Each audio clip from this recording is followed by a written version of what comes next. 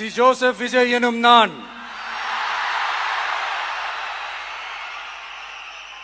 தமிழ்நாட்டு அரசின் முதலமைச்சர் என்ற முறையில்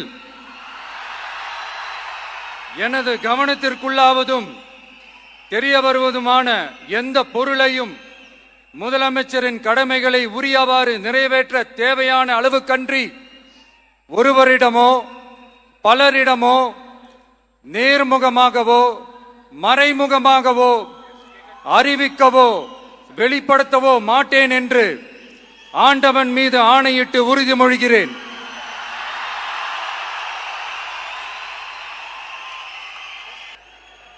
என் நெஞ்சில் குடியிருக்கும்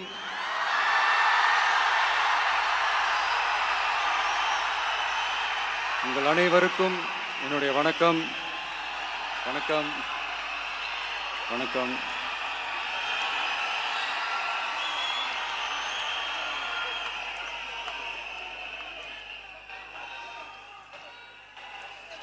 என்ன சொல்றது, எப்படி ஆரம்பிக்கிறதுன்னு தெரியல.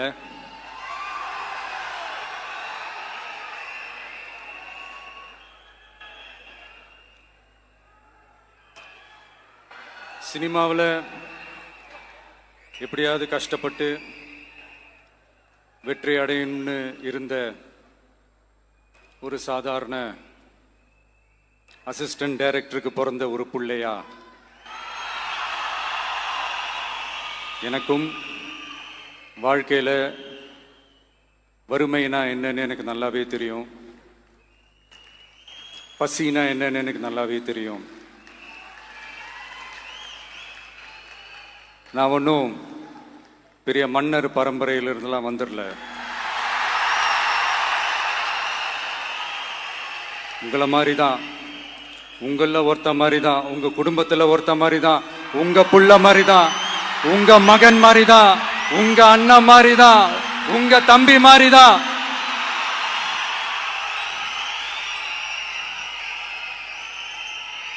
அப்படிதான் நான் உணர்றேன். நீங்களும் என்ன அப்படி நினைச்சதுனால தான் சினிமாவில் எனக்கு ஒரு மிகப்பெரிய ஒரு இடத்த ஒன்று கொடுத்தீங்க. இப்போ அதையெல்லாம் விட்டுட்டு உங்களுக்காக நன்றி கடன் செலுத்துறதுக்காக அரசியலுக்கு வந்த உங்க விஜய, இந்த விஜய, நீ வா விஜய், நாங்களா இருக்கோம், பாத்துக்கிறோம். விஜய் தம்பி நீ வா, நாங்க இருக்கோம். விஜய் தம்பி நீ வா, நாங்க இருக்கோம். அண்ணா நீ வாடா, நாங்களா இருக்கோம். நண்பா நீ வா நண்பா, நாங்களா இருக்கோம் சொல்லி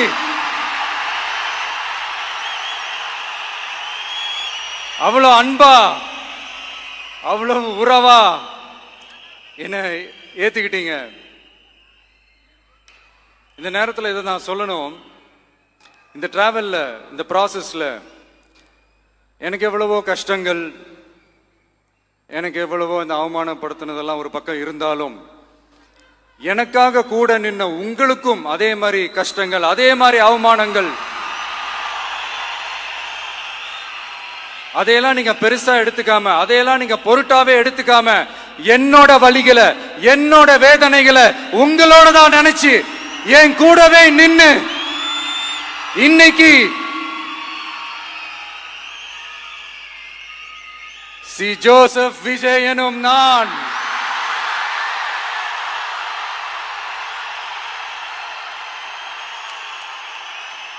அதை உண்மையாக்கி இருக்கிறீங்க. உண்மையிலே எனக்கு என்ன சொல்றதுன்னு எனக்கு தெரியல. என்னுடைய உறவுகளே, என்னுடைய சொந்தங்களே, நான் ஒன்றும் தேவ தூதன்லாம் கிடையாது. நானும் ஒரு இயல்பான ஒரு வாழ்க்கை வாழ்ற ஒரு சாதாரணமான மனுஷன்தான். நான் முன்னாடியே சொன்ன மாதிரி அது செய்வேன் இது செய்வேன்னு பொய்யான வாக்குறுதிகள்லாம் கொடுத்து உங்களை நான் ஏமாற்ற மாட்டேன். எது சாத்தியமோ அது மட்டும்தான் நான் செய்வேன். இம்மிடியட்டா உங்க மனசுல ஒரு கேள்வி ஒண்ணு வரலாம், அப்ப சாத்தியம் இல்லாததை செய்ய மாட்டாங்களா, செய்ய முடியாதா அப்படின்ற ஒரு கேள்வி ஒண்ணு வரலாம். இத்தனை கோடி மக்கள் என் கூட இருக்கும் போது எது வந்தாலும் பாத்துக்கலாம், என்ன வந்தாலும் பாத்துக்கலாம் அப்படின்ற அந்த கான்பிடன்ஸ் என் மனசுல இருக்கு. இன்னொரு விஷயமும் நான் இங்க சொல்லணும். இன்னைக்கு நம்ம தமிழ்நாடு கவர்மெண்ட் இருக்கிற அந்த நிலைமையை பத்தி நான் உங்ககிட்ட நான் சொல்லணும். கிட்டத்தட்ட 10 லட்சம் கோடிக்கு மேல கடன் வாங்கி வச்சுட்டு போயிருக்கிற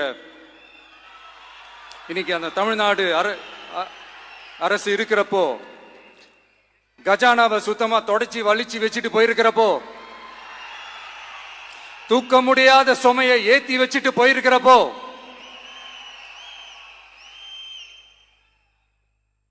அப்படிப்பட்ட ஒரு நிலைமையில தான் இந்த பொறுப்பை நம்ம கையில் எடுத்திருக்கிறோம். உடனே நீங்க நினைக்கலாம், என்னடா இவர் ஏதோ பொறி வச்சு பேசுறாரா அப்படின்ட்டு. அப்படிலாம் எதுவுமே கிடையாது. உள்ள போய் பார்த்தா தான் தெரியும் எது எந்த நிலைமையில இருக்குன்னு, என்ன இருக்கு என்ன இல்லை, எது எந்த நிலைமையில இருக்கு எது எந்த நிலைமையில இல்லை. அதையெல்லாம் பார்த்துட்டு உங்களுக்கு ஒரு வெள்ளை அறிக்கையா அதை வெளியிடணும்னு நான் நினைக்கிறேன். ஒரு டிரான்ஸ்பரண்டான ஒரு கவர்மெண்டா, அதாவது இன்னைக்கு நம்ம தமிழ்நாடு கவர்மெண்ட் இந்த நிலைமையில தான் இருக்கு அப்படின்றத உங்ககிட்ட சொல்லிட்டு I just want to take it forward from there. அதை தான் நான் முதல்ல செய்யணும்னு நினைக்கிறேன். தமிழ்நாடை பொறுத்த வரைக்கும் யாரையாவது போய் ஏதாவது சந்திக்கணும் அப்படின்னா இந்த மூஞ்ச மூடிக்கிட்டு போய் சந்திக்கிறதோ, என்ன இந்த மறைமுகமா உங்களுக்கு தெரியாம போய் சந்திக்கிறதோ அப்படிலாம் நான் செய்ய மாட்டேன். எதுவா இருந்தாலும் வெளிப்படையாக ஒளிவு மறைவு இல்லாம தான் நான் செய்வேன். இவ்வளவு பெரிய ஒரு பொறுப்பை என் கையில கொடுத்துருக்கிறீங்க. அதே நேரத்தில் எனக்கு கொஞ்சம் அவகாசமும் நீங்க கொடுக்கணும்னு நான் ரிக்வெஸ்ட் பண்ணி கேட்டுக்கிறேன். நான் சொன்னதையெல்லாம் படிப்படியா நிறைவேற்ற நான் ட்ரை பண்ணுவேன், நிறைவேற்றுவேன். அதே நேரத்தில் எனக்கு கொஞ்சம் அவகாசம் கொடுத்தீங்கன்னா எனக்கு கொஞ்சம் உதவியாகவும் ஒத்துழைப்பாகவும் இருக்கும். இது உங்களுடைய ஆட்சி. பெண்கள் பாதுகாப்பை ரொம்ப ஸ்ட்ரிக்டா வச்சிருப்பேன். போதைப் பொருள் கலாச்சாரம் அதை கண்ட்ரோல் பண்றதுக்கு என்னென்ன ஸ்டெப்ஸ் எடுக்கணும், என்னென்ன முயற்சிகள் எடுக்கணும், இன்னிலிருந்தே அதை நான் எடுப்பேன். நம்ம பசங்களை அதுல இருந்து காப்பாற்ற வேண்டியது நம்ம அரசனுடைய பொறுப்பு. அதே மாதிரி சட்டம் ஒழுங்கு எல்லாருக்குமான பாதுகாப்பை நான் உறுதிப்படுத்துவேன். என்ன அவமானப்படுத்துறவங்களாகவே இருந்தாலும், என்ன கஷ்டப்படுத்துறவங்களாகவே இருந்தாலும், அவங்களும் என் மக்கள் தானே. நண்பர்களாக இருந்தாலும் எதிரிகளாக இருந்தாலும் 8 கோடி மக்களும் என் மக்கள் தானே.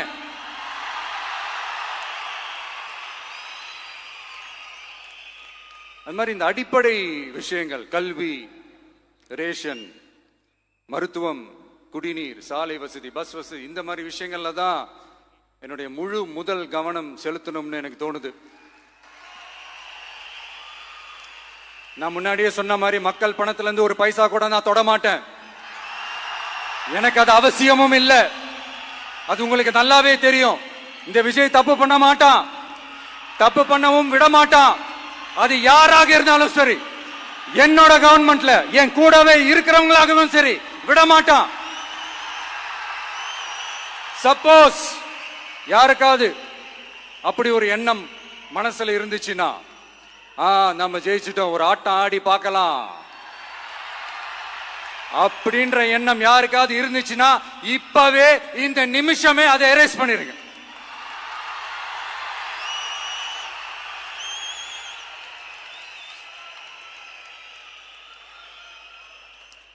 இங்க ஒரே சென்டர் தான், என் தலைமையில் உண்டான சென்டர்.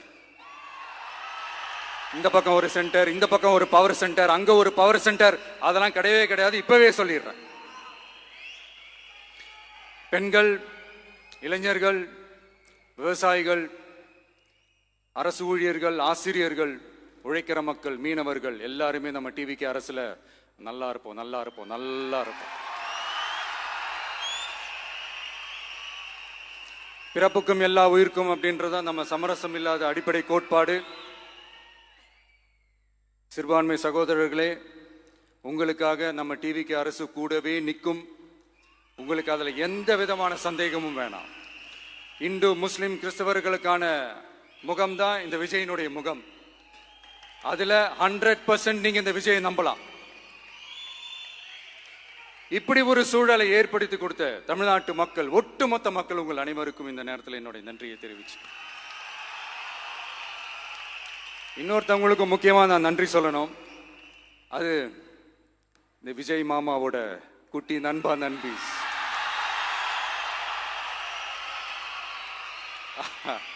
அவங்களால தான் இது நடந்திருக்கு. உங்களுக்கு எப்படி நன்றி கடன் செய்யணும்? உங்களுக்காக உங்க ஃபியூச்சரை மைண்ட்ல வச்சுக்கிட்டு எல்லா நல்ல விஷயங்களையும் உங்களுக்காக இந்த விஜய் மாமா செஞ்சு கொடுப்பான். கான்ஃபிடண்டா இருங்க. அதே மாதிரி இன்னொருத்தவங்களுக்கும் நான் முக்கியமா நன்றி சொல்லணும். உங்களை எப்படி நான் மறப்பேன்? நீங்க தான் என்னோட உயிராச்சு. தமிழக வெற்றி கழக தோழர்களே,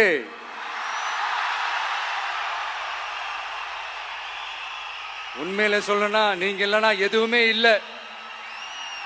என்னோட கழக தோழர்களுக்கும் கழக நிர்வாகிகளுக்கும் வாக்கு சாவடி முகவர்களுக்கும், மை டியர் வர்ச்சுவல் வாரியர்ஸ், உங்கள் அனைவருக்கும் கோடான கோடி நன்றிகள். வாங்க எல்லாருமா சேர்ந்து ஒரு ஃப்ரெஷ் கவர்னன்ஸ், ஒரு நியூ கவர்னன்ஸ் ஒன்று கொடுப்போம். This is a new beginning.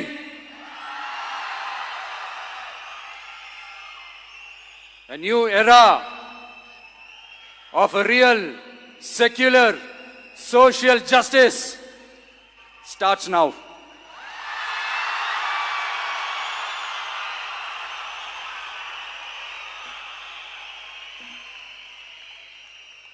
மக்கள் நலன்களை மட்டுமே லட்சியமாக கொண்ட நமது அரசுக்கு பக்கபலமாக நின்று ஆதரவை வழங்கியுள்ள காங்கிரஸ் பேரியக்கத்தின் தலைவர் மதிப்புக்குரிய திரு மல்லிகார்ஜுன் கார்கே அவர்களே, பாராளுமன்ற எதிர்க்கட்சி தலைவர் மதிப்புக்குரிய மை பிரதர் திரு ராகுல் காந்தி அவர்கள்,